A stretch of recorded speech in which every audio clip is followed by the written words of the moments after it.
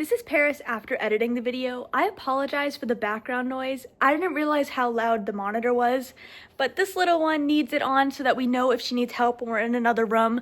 So while I do apologize, I'm not super sorry because I kind of prefer Belle to be healthy.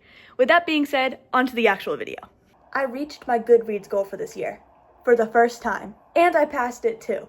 In the past, I used to be able to read 50 to 80 books a year. Reading was my main and favorite hobby, so doing that wasn't that hard. But as I've gotten older, life has happened. I have gotten more hobbies. I have more going on in my life. I'm writing and publishing my own books. I'm in college full time. There's a lot going on. I can't read 80 books a year, but I can read 12, at least. That was my goal for this year. I wanted to read 12 books. That was one a month. If I could pass it, that's great, but I really was determined to actually complete my Goodreads goal this year. And as you can see from the stack, I did. Plus, a couple were rented out from the library, so let's get started. Let's see what I read, what I rated them, and if I recommend them to you. I started off strong with The Shadow of Death by McKenna Rowell. I beta read this for her back in January, and it was phenomenal. It is historical fiction about yellow fever, and actually in little print here you can see a tragedy of yellow fever, and it follows Dee as she decides to stay back in Philadelphia when yellow fever strikes. So her story, the character casts, the arcs they had, the plot, everything about it, I was obsessed. I flew through the beta read. I did not want the book to end. It has a fantastic ending, but I was near tears because I didn't want it to end. So, easy, 5 out of 5 stars. Definitely check it out. It is available now. It hit #1 Amazon bestseller, so if you don't take my word for it, take Amazon's word for it. Amazon is a fan of this book, therefore I'm a fan of this book. Threads of Amends by Mia Dorsch was another 5 out of 5 stars. This was a fun one. It is a little novella, and it also is illustrated, so there's lots of little images throughout the book. And actually, Mia illustrated one of my stories this year, The Empty Manger, so Threads of Amends is where I got introduced to her art style. But that's not the only thing I loved about the book. It follows Julius when he is cursed and is going to try and run away and save himself, save his friends, and break the curse. So it was a fun, sweet little story. She advertises it as a perfect fall read. I agree 100%, but I read it in the winter and it was amazing any time of year.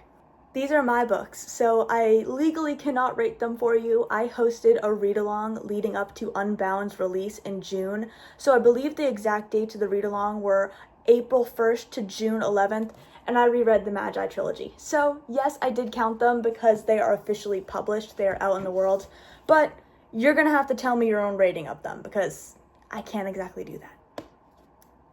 If you want to pull an all-nighter reading an amazing dystopian novel with Christian themes that is going to have you on the edge of your seat and you're going to be laughing and you're going to be crying and you're going to be screaming and you're going to be all the emotions and then you're going to be dying for the second book, then I recommend Drafted by Tommy Michelle. It was amazing. I had the honor of reading her second novel, the sequel to this one, Undrafted, as an advanced reader to leave her an endorsement for it. So I read this one over the summer so that I was prepared for Undrafted when it was in my inbox. So Drafted was amazing. TJ right here, just read the book. Just read the book. I don't know what else I can tell you. It was amazing. I also, as you may have guessed, I'm skipping out of order of what I read now to keep series together. I read Undrafted, which was also amazing. Definitely lived up to the hype. Definitely worth the wait. And both of them are 5 out of 5 stars. So if you want an amazing dystopian duology, I definitely recommend checking out Tommy Michelle because her books are phenomenal. And look at the covers on these. I mean, I could stare at them for hours, so I need to put them away before the whole video is me ranting about the Drafted duology. We have another book by Mia Dorsch. This was a cool one because it is a hybrid comic. So Mia's stories, they're not just straight, little novellas, and they're not straight just a story. They have a lot of aspects to them. So it is a comic, but it's also a story, and there's also poems, and it was a fun little read. I believe she has updated the cover, so it now has a little staple to make it more officially a comic, I guess is the best way to describe it, but it was a fun little book, and it is connected. All of her stories take place in the same world, some at different times, some with different characters, but Threads of Amend and Czar, they do somewhat connect to each other, so definitely recommend checking out all of her books because they do all connect in some way or another. Next up is The Old Man and the Sea by Ernest Hemingway. I rated this one 4 out of 5 stars. My first time reading any of his works, I read it with one of my college classes, and I enjoyed it. I thought the imagery was really good. That was my favorite part of it, the way Hemingway describes the fish that the old man is trying to catch, and the way he describes the ocean. And the ocean and the fish, the marlin, are characters within the story while still maintaining their role as the ocean or as the marlin. So it was really cool to see all those different layers interacting with each other. So my first time reading his works, I read a couple other short stories with him in this same class. I don't remember what they were offhand, but I have officially been introduced to one of the classic authors. I think it's time we get the 1 star out of the way, and that's going to be There by Tommy Orange. Now, this one won a lot of awards. It was almost a winner of the Pulitzer Prize. It is very popular. It was not for me. I mean, that's really all it was. It wasn't for me. I did not appreciate the language used. I did not appreciate most of the topics discussed. And I almost gave it 2 stars, but then I was so mad about the ending. And I actually read a lot of other reviews on it, and a lot of people said the same thing. They did not appreciate the ending. That was my stance on it. I will say, as an author, reading the book and seeing how there are 12 characters, seeing how all 12 of them are connected, because they all are connected. They ultimately meet up at the end of the book. That was cool, watching it come out and watching it click together. But overall, I read it for school, and it wasn't for me, so. Now that that's all out of the way, let's move on to some more 5 stars. The last book I have on the screen is Station 11 by Emily St. John Mandel. Let me tell you, I wish I knew more people who have read this book because it was phenomenal. It was a very unique book too. It is a dystopian novel. It takes place in a post-apocalyptic world 20 years after the Georgian flu wipes out 99.999% of the population. So the majority of the book takes place 20 years after, but it also bounces back to 20 years prior to the end of the world, a couple months prior, the day it happened, the weeks leading up to it. So it was a lot of bouncing back and forth, and it was really cool to see all of the arcs connect, because you could be able to read the book and you're with the characters 20 years after, and then you go back to the day it happened and you see in the background a character and you think, wait a second, wasn't that so-and-so from this scene? And the way it connected was amazing. And I called one of the biggest plot twists of the book, so I mean, I could have ended my year right there, and I ended strong because I called it. It was amazing. I highly recommend the book. If you read it, please let me know, because I need to be able to talk to somebody about it. That was the only negative of the book. I don't know anybody personally who's read it, so I couldn't rant about it. Some of these other ones, I know people. I know the authors. I can talk about it. Not this one, so please, I beg you, read Station 11 so we can talk about it.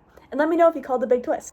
The Flame Gifter by Mike Diener was actually one of the very first books I read this year, as well as one of the very last. So I originally read it soon after he published it. I got it for last Christmas from my brother, and I read it in January in 30 minutes. It was amazing. It has a very powerful lesson. It's trying to teach you that you can have a purpose. You do have a purpose, and what you need to do to achieve it. Start small. So it was a really good read, and for my last essay for my English class, I had to write an argumentative essay about why insert story is a good story. So for mine, I picked The Flame Gifter, I reread it.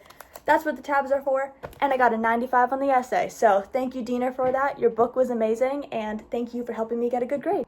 Before I dive into the books I finished this month, I forgot to mention I read Fourth Wing this year as well. One of my friends loves this book, so she gifted it to me last Christmas. I read about 75% of it in December of last year. Technically, calendar month finished it in January, so it was fun to be able to talk to her about it, and look how shiny and pretty it is. So I'm gonna be playing with this. Moving on to the 4 books I read this month. 2 of these I actually read 50 to 75% of over the summer, but because of how busy I got with school and with publishing The Kidnapped Queen and The Empty Manger, I didn't finish them till this month, but they were amazing 5 out of 5 star reads. Actually, all of the rest of them were 5 out of 5 stars. The Ties That Bind by Susan Markloff. This was a great sequel to The Rise of the Raiden. It's book 2 in her Human-Born era series. I read Rise a year or 2 ago, so there was a bit of a gap between reading the first and the second book, but I found I was able to immediately get back right into it. Not to mention, I want to highlight how huge this character cast is and how well Susan handles it. So it sounds overwhelming when you think that there's 7 main characters just within the teens, and then all of them have at least one, if not 5 or 6, people that are immediately attached to them in some way or other. It is a huge cast, but she does a great job handling it in a way that will not have you confused. So don't get overwhelmed by the size of the book. Don't get overwhelmed by the size of the cast. Dive right into it, because I guarantee you are going to love it, and I cannot wait to find out what happens next on this one. McKenna Rowell, the author of The Shadow of Death, forced me to read Better Than the Movies so she would have somebody to rant to about it. Thank you for forcing me to do that, McKenna. It was an amazing, cute, adorable, clean, rom-com style novel. It has a sequel that just recently came out, I believe in October. I'm very excited to get my hands on that. Liz, the main character, she was a lot of fun to read. There were times where the secondhand embarrassment, you guys, but I promise you it is not such bad secondhand embarrassment that you won't stop reading. It's going to be the type of thing that will have you giggle and want to keep reading. So definitely recommend this one, another 5 out of 5 stars. Speaking of McKenna, we co-authored this book, published it just over a year ago, Theater of Memories, and for Christmas this year, we actually reread and annotated the book to send and swap with each other. So I read this one again. It was so fun to be reunited to the characters. However, I wrote it, so I can't rate it. You're gonna have to rate it for me. Let me know. It was a fun book. I had a lot of fun annotating it. This is actually the copy McKenna annotated for me. I haven't looked at it all yet, but I already took a glimpse, and thank goodness her comments were as chaotic as my comments. You know, there's a reason why we were able to co-write so smoothly. Same brainwave. It was a great book. I mean, I would never say something so biased. Check out the book. Let me know your thoughts. 5 stars. And the final book on my lineup is a murder mystery novella, Jess by Daphne Page. It was amazing. I thought I was going to like it. I've been excited about this book for quite some time now. I did not expect to read it practically in one sitting. I could not put it down. I needed to know what was going to happen in the scurry next. I needed to know who the killer was. I needed to know what was going to happen between Jess and Olivia. I just needed to know everything. So it was amazing. It was an easy 5 out of 5 stars for me. I really enjoyed it. I actually really like murder mysteries. I've only read a few, but I like trying to guess foreshadowing and plot twists, so mysteries are my type of thing, and apparently murder mysteries are my favorite amongst mysteries, so I definitely recommend this book. I'm happy I ended 2024 with it, which sounds so random because I stopped with Better Than the Movies, and then I went from a cute, fluffy rom-com to a murder mystery novel. It was a good switch. It was phenomenal. 5 out of 5 stars for most of these books. And those are the 18 books I read in 2024. It was definitely a good reading year. I give most books 5 out of 5 stars. I am a very light rater, I guess, because I just generally enjoy reading. So it's kind of hard for me to be like, that book was average. 3 out of 5. But I definitely recommend the books that were on this list for the most part. If you have read them, definitely let me know. You probably picked up in this video. I love to be able to talk to people about the books I'm reading or have read or am going to read. So contact me. Don't be shy. I would love to talk to you about them. For now, my goal for 2025 is going to be 25 books. I definitely think it's doable. I've been getting more and more back into reading as time has gone on. Now, obviously, life happens, and there's writing, and there's just life in general, and there's school, and there's other things going on. But I really want to try and prioritize continuing to read because 1, it's fun, and 2, it really does help you expand your craft. If you are a writer, you need to read. You need to make time to read. It's not wasting writing time, which is something I sometimes tell myself. It's not. It really isn't. It is a way to expand your craft because you are going to be able to study what other people are doing. And not to mention, it is fun. I would love to hear what your reading goal was for this year, if you made it, if you didn't make it, which is completely okay, or if you passed it. And what is your goal going to be for 2025? As I said, mine is 25. If you want to see if I make that, well, check back in, I guess, a year from now.